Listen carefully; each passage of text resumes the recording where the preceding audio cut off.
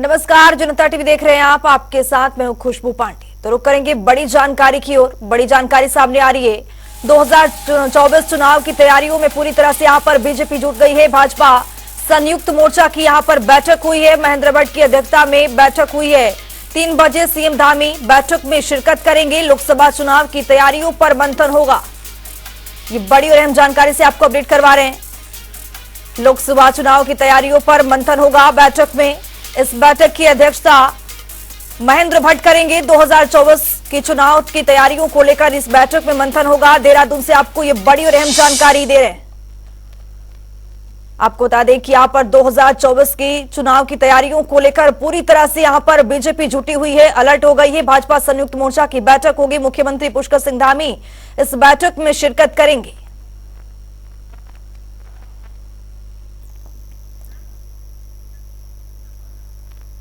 तो हमारे साथ हमारे सहयोगी नवीन शुक्ला देहरादून से जुड़ चुके हैं। नवीन, यहां पर आज बैठक होने वाली है। 2024 के तैयारियों को लेकर यहां पर पूरी तरह से बीजेपी तैयार है, क्या कुछ कहेंगे? जी कुछ निश्चित तौर पर अगर तो कहीं ना कहीं बीजेपी अपनी जो 2024 की तैयारियां हैं उसको तेज करने का काम किया है। इसके साथ ही मैं बताना ये भी चाहूंगा कि आज के और 7 तारीख तक तमाम सारे कार्यक्रमों का आयोजन किया गया है बीजेपी की तरफ से।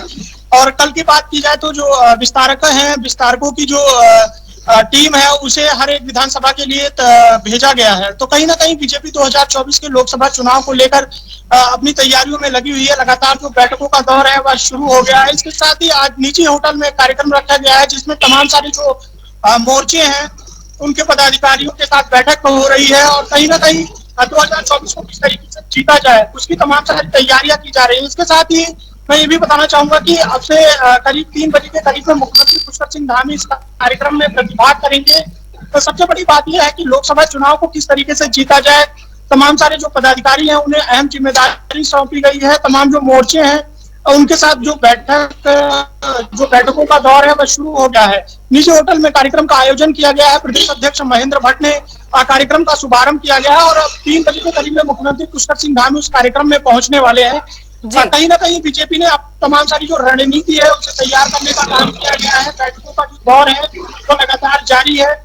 और जो लोकसभा चुनाव है उसमें आम जनता तक किस तरीके से जो केंद्र सरकार की योजनाएं हैं, जो राज्य सरकार की योजनाएं हैं उसे पहुंचाने का काम किया जा रहा है।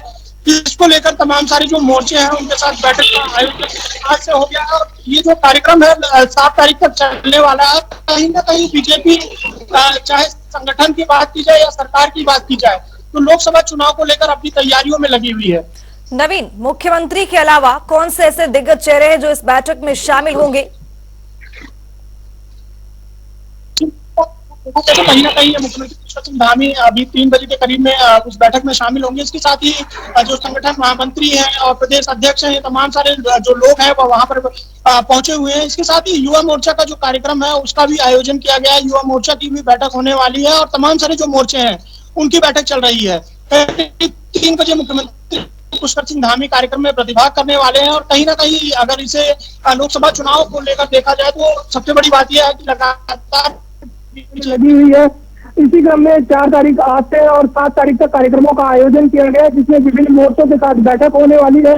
और साथ ही 7 तारीख को अगर बात की जाए तो जो पूर्व मुख्यमंत्री हैं उनके साथ बैठक होगी, तमाम कैबिनेट मंत्री हैं उनके साथ बैठक होगी और जो प्रभारी हैं उनके भी आने का कार्यक्रम लगा हुआ है। नवीन, यहाँ पर बीजेपी किस तरह के समीकरण साधने की कोशिश कर रही है और इस बैठक से किस तरह का संदेश देने की कोशिश कर रही है? खुशबू, अगर देखा जाए तो कहीं ना कहीं अगर बैठकों की बात की जाए तो लगातार बैठकों का दौर जारी है। और समीकरण साधने की बात की जाए तो आम जनता तक जो केंद्र सरकार और राज्य सरकार की जो योजनाएं हैं उसे पहुंचाने का काम किया जा रहा है। इसके साथ ही तमाम सारे जो मोर्चे हैं उनके साथ बैठकों का दौर जारी है। और जो विधानसभा वाइज सबको जिम्मेदारी सौंपी गई है तो कहीं ना कहीं अगर यह बात सामने निकल के आ रही है कि तमाम सारे जो योजनाएं हैं उसको पहुंचाने का काम किया जा रहा है। बीजेपी के पदाधिकारियों द्वारा गांव-गांव जाने का अभियान चलाया जा रहा है। इसके साथ ही 70 विधानसभाओं में जो विधानसभा प्रचारक हैं उनको भी अहम जिम्मेदारी सौंपी गई है। कल प्रदेश अध्यक्ष महेंद्र भट्ट की अध्यक्षता में उन्हें तमाम जो विधानसभा है 70 विधानसभाओं में वो बाइक रैली को हरी झंडी कर रवाना किया गया। तो कहीं ना कहीं बीजेपी अपनी तमाम सारी तैयारियों में लगी हुई है, चाहे मोर्चों की बैठक की बात की जाए या फिर विस्तारकों की बात की जाए। तो तमाम सारे कार्यक्रम लगातार बीजेपी कर रही है और 4 तारीख से 7 तारीख के बीच में भी कार्यक्रमों का आयोजन किया गया है। आज तो जो तमाम मोर्चे हैं उनकी बैठक का दौर है जो शुरू हो चुका है। प्रदेश अध्यक्ष महेंद्र भट्ट वहां पर मौजूद है और करीब 3 बजे मुख्यमंत्री पुष्कर सिंह धामी भी उस कार्यक्रम में प्रतिभाग करने वाले हैं। बहुत शुक्रिया नवीन, तमाम जानकारी साझा करने के लिए। तो आज उत्तराखंड में देहरादून में बैठक होने वाली है, 3 बजे बैठक होगी। लोकसभा चुनाव की तैयारियों पर यहां पर मंथन होगा। उत्तराखंड में बीजेपी अब बूथ लेवल पर दूसरे दलों के नेताओं की संधमारी करेगी, इसको लेकर रणनीति बनाई जा रही है। वहीं भाजपा प्रदेश अध्यक्ष महेंद्र भट्ट ने बताया है कि जन दबाव के चलते दूसरे दलों के जनप्रतिनिधि बीजेपी से जुड़ना चाहते हैं, क्योंकि किसी दूसरे राजनीतिक दलों के नेता में प्रधानमंत्री नरेंद्र मोदी का नैतिक विरोध करने की क्षमता नहीं बची है। इसीलिए लोग बड़ी संख्या में बीजेपी से जुड़ेंगे, जिसमें दूसरे दलों के बूथों एजेंटों को भी यहां पर पार्टी से जोड़ने का काम किया जा रहा है। ये अब हमने बूथ की इकाई के लोगों के लिए कहा है, बड़े नेता बढ़ा पाएंगे। और मैंने शुरू में कहा है कि जनता जन दबाव के कारण अनेकों दलों के जनप्रतिनिधि हमसे जुड़ना चाहते हैं कि मोदी जी का विरोध करने का नैतिक जनता के बीच में नैतिक साथ अब किसी राजनीतिक दल के नेता के ऊपर पास नहीं है। इसलिए मैं कह सकता हूँ बड़ी संख्या लोग जुड़ेंगे और अभी इसकी आई बूथ रखी है।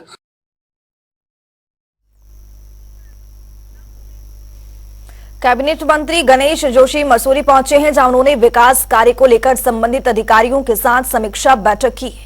इस दौरान मंत्री ने यमुना पेयजल योजना को समय पर न पूरा होने पर जल निगम के अधिकारियों को जमकर यहां पर फटकार लगाई है। वहीं मसूरी में बढ़ते अवैध निर्माण को लेकर मसूरी देहरादून विकास प्राधिकरण के अधिकारियों को भी आड़े हाथ लिया है। कैबिनेट मंत्री गणेश जोशी ने कहा है कि मसूरी पहाड़ों की रानी है और मसूरी की खूबसूरती और वातावरण को सुरक्षित किया जाना हर किसी की जिम्मेदारी है।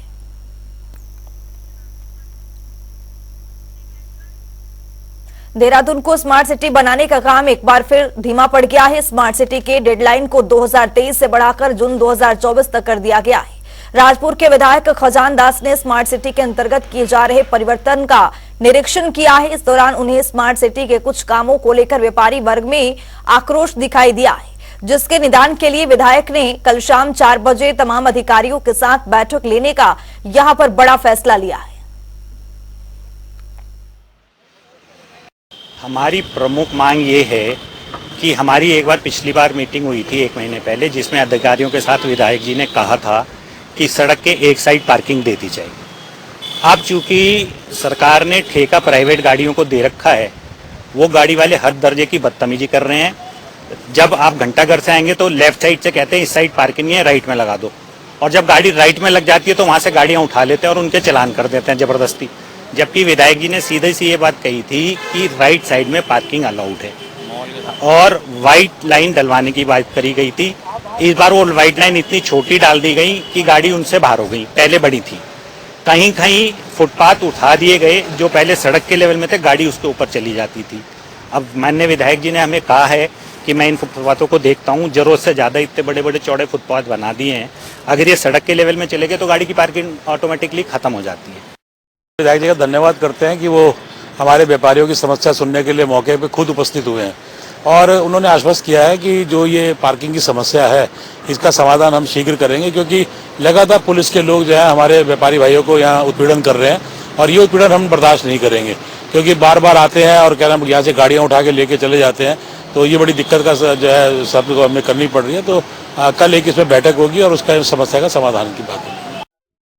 हाँ देखिए, व्यापारियों के आगे समस्याएं उत्पन्न हो रही है पार्किंग को लेकर के, और एक पहली बैठक हमने की थी तो उसमें कुछ डिसीजन हुए थे, परंतु उसमें उसको फॉलो नहीं कर पाए अधिकारी लोग। इसलिए मैंने कल 4 बजे एक बैठक बुलाई है और 4 बजे हम सब लोग बैठक में उसमें प्रतिभाग करेंगे और स्मार्ट सिटी के अधिकारी भी रहेंगे और सीओ ट्रैफिक या एसपी ट्रैफिक उसमें उपस्थित होने वाले हैं और इसमें कल हम डिसाइड करेंगे।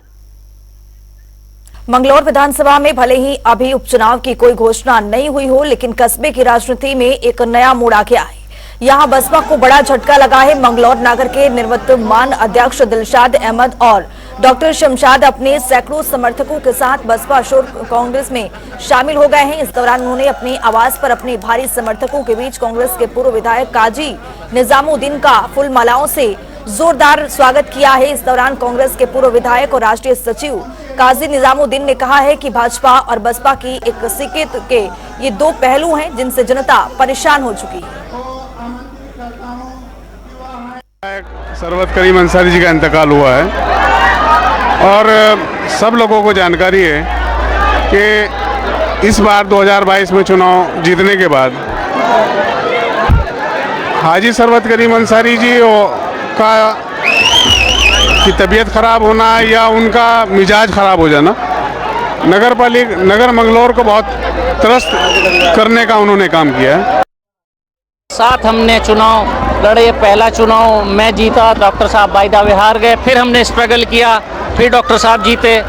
तो ये हमारी हार और जीत के हम साथी हैं, अच्छे बुरे वक्त में हम साथ रहे हैं। ये गाड़ी चलाते थे, मैं बैठता था, मैं गाड़ी चलाता था, ये बैठते थे। घंटों घंटों की ट्रैवलिंग हमारी होती थी। जब हम दो ही लोग गाड़ी में होते थे, बात करते, मशवरा करते हम लोग चलते थे, तो वो पुराने दिन हमारे याद हैं और अब फिर वही दिन लौटेंगे। हम सब लोग इकट्ठे होकर सभी कांग्रेस के साथी एक प्लेटफॉर्म पर काम करेंगे और कांग्रेस को मजबूत करने का काम करेंगे। तो हमारे साथ वारिस नियाजी हमारे संवाददाता रुड़की से जुड़ चुके हैं। वारिस, यहाँ पर जो सैकड़ों समर्थक हैं भाजपा के, वो यहाँ पर कांग्रेस में शामिल हो गए हैं, आप इसको किस तरह से देख रहे हैं? बिल्कुल, देखिए खुशबू, जिस तरह से नए साल का आगाज हुआ है तो वहीं पे जो बसपा का जो पूरा खेमा था उसको भी पुराने साल की तरह एक झटका लगते हुए नए साल में तब्दीली नजर आई है। तो वहीं कांग्रेस के साथ में बसपा के बहुत सारे कार्यकर्ता जुड़े हैं, जिसको लेकर के तमाम जो पहले से तैयारियां थी अंदर खाने कांग्रेस की तरफ से मजबूती को लेकर के लगातार चलती जा रही थी। हालांकि लोकसभा चुनाव 2024 जैसे जैसे नजदीक आता जा रहा है वैसे वैसे तमाम जो सियासी पार्टियां हैं वो अपने वोटरों को लुभाने का काम कर रही हैं।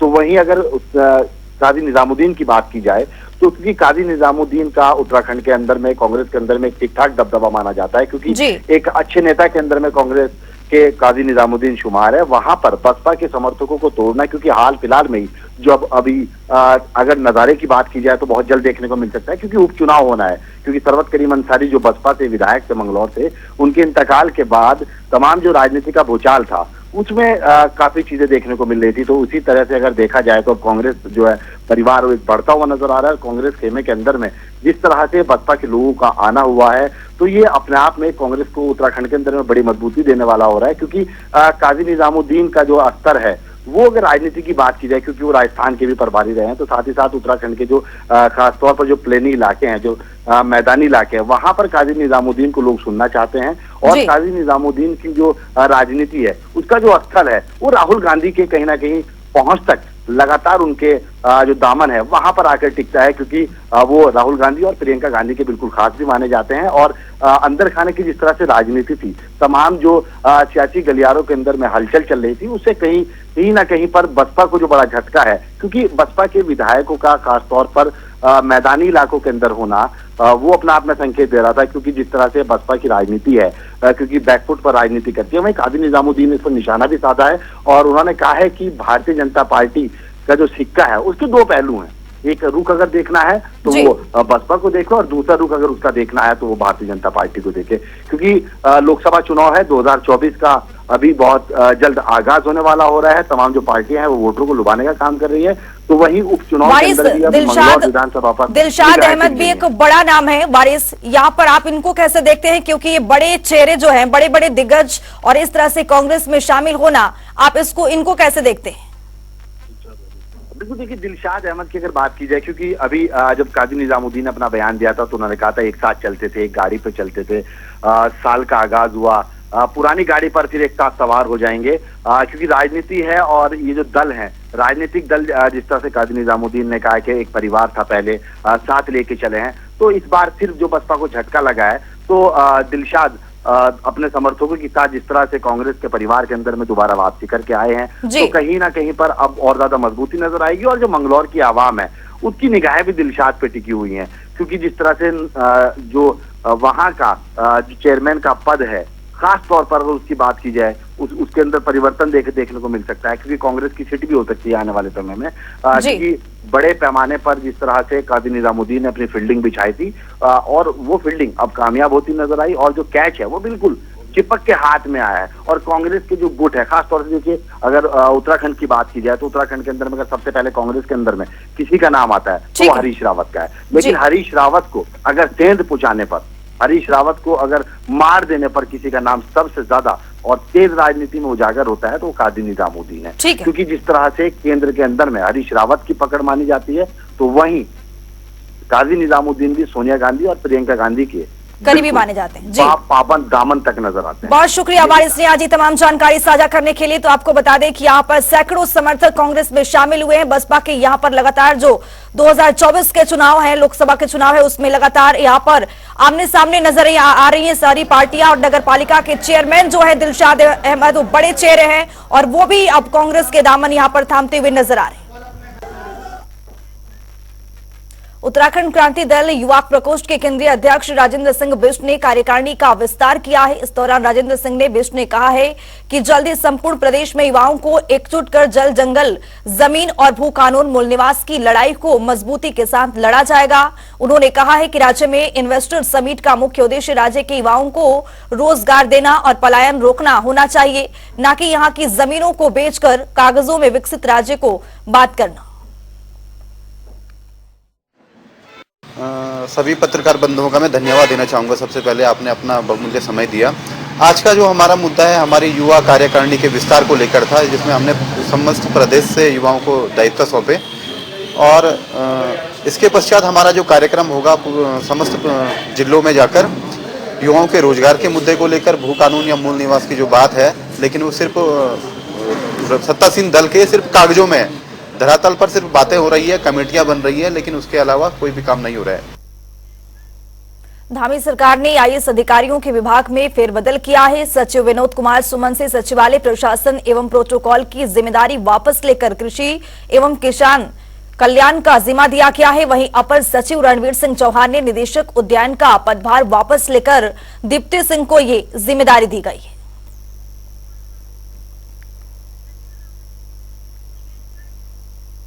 22 जनवरी को अयोध्या के राम मंदिर में प्राण प्रतिष्ठा की तैयारियां जोरों पर है। राम मंदिर बनाने के लिए रुड़की सीबीआरआई वैज्ञानिक का भी बहुत बड़ा योगदान रहा है। रुड़की सीबीआरआई के वैज्ञानिकों ने मुताबिक राम मंदिर में सरियों का इस्तेमाल नहीं किया गया, बल्कि पत्थरों को जोड़कर इस अनोखे स्ट्रक्चर को बनाया गया है। इस निर्माण के दौरान रुड़की सीबीआरआई के अलावा देश की 5 आईआईटी के वैज्ञानिकों से भी सलाह ली गई है। मंदिर का जो मेन टेम्पल का स्ट्रक्चरल डिज़ाइन है वो काम किया है और फाउंडेशन का जो डिज़ाइन वेटिंग है वो काम किया है और जो सूर्य तिलक का मैकेनिकल डिज़ाइन वो काम किया है। अभी जो टेम्पररी स्ट्रक्चर में जो अभी जो मंदिर है उसका जो तिरपाल है वो भी सीबीआरआई ने किया है और इसका स्ट्रक्चरल हेल्थ मॉनिटरिंग भी सेंट्रल बिल्डिंग रिसर्च इंस्टीट्यूट जो सीएसआर का भाग है वो किया है। तो करीब 10 से 12 वैज्ञानिक इसमें काम किए हैं। इसके अंदर 5 आईआईटीज इसमें सहयोग दिया है, वो एक्सपर्ट कमेटी के रूप में है और सीएसआईआर का ही एक नेशनल जियोफिजिकल रिसर्च इंस्टीट्यूट कर एनजीआरआई, तो वो भी इसमें भाग लिया है। मैंने अभी कहा कि इसमें 10 से 12 लोगों का टीम है, तो सीबीआरआई में इसका स्ट्रक्चरल डिज़ाइन परफॉर्म किया गया जिसमें मैं इस पर लीड रोल में था और इसका आर्किटेक्चरल जो सेफ है, आर्किटेक्चरल डिफरेंट जो एलिमेंट्स है उसको इंटेक्ट रखते हुए स्ट्रक्चरल डिज़ाइन जो अर्थक्वेक में 2500 साल का रिटर्न पीरियड का अर्थक्वेक के लिए उसको सस्टेन कर सकता है, इस टाइप का डिज़ाइन इसमें प्रोवाइड किया गया। और अभी भी साइट में जितने भी एसओपीज है वो भी सीबीआरआई प्रोवाइड कर रहा है, एज पर दैट वो कंस्ट्रक्शन चल रहा है। तो हम लोग लगभग 1 साल 8 महीना लगभग इसका डिज़ाइन होने में टाइम लगा है, जो 3D एनालिसिस स्ट्रक्चर एनालिसिस के माध्यम से पूरा हुआ। आगामी लोकसभा चुनाव के मद्देनजर बीजेपी ने पूरी तैयारियां कर ली है। एक बार फिर बीजेपी जीत के इरादे से चुनावी मैदान में उतरेगी। वहीं 24 के चुनाव को लेकर बीजेपी ने अब की बार 400 के पार का नारा दिया है। इसी के साथ पार्टी ने चुनाव की अधिसूचना भी जारी होने से पहले कम 100 सीटों पर उम्मीदवार घोषित करने की भी रणनीति बनाई है।